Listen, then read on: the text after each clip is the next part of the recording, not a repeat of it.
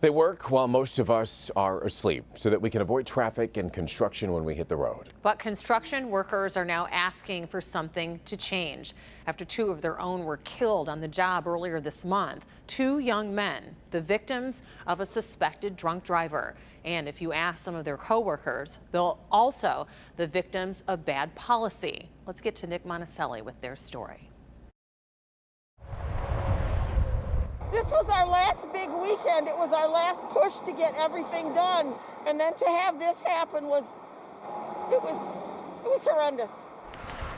Mary Crowell has been in construction for nearly 4 decades. She can build, tear down, inspect anything. But while visiting the site again, what she can't do is bury the memories. As a mother, my heart it just feels shattered for those families.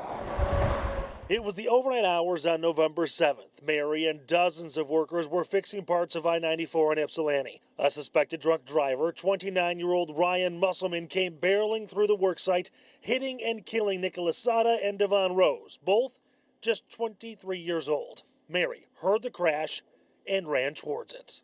When I got here, I just wanted to know if it was our guys, and it was our guys. Her emotions run the gamut. Right now, it is anger towards the driver and their safety plans. On major projects, overnight, the work zone is usually well lit and well protected. On smaller ones, like patchwork, there's usually just barrels separating workers, dozens of workers who are spread out for miles. I don't believe we should be doing these operations at night where they're spread out like that. I just don't feel it's safe. We all have to work together to make change. And Mary is not alone. When things like this happen, it's just devastating to our community. John Stevenson is a lead construction engineer and says all-night work, extra police presence, all of it needs to be revisited.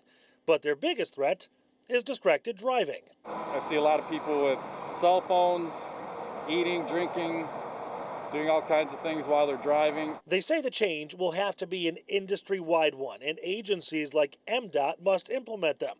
The state agency agrees police presence helps. Drivers didn't slow down because they were thinking of construction workers. They were afraid of getting tickets. But if that's what it takes, then we need to do that. But it is expensive. As for nighttime work, it certainly can be canceled, but then drivers have to deal with more traffic jams.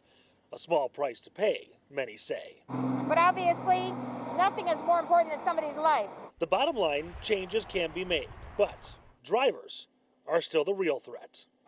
And yes, I feel responsible. Yes, what could I have done? What could any of us done differently?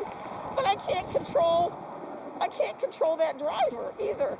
In Ypsilanti, Nick Monticelli, Local 4 News.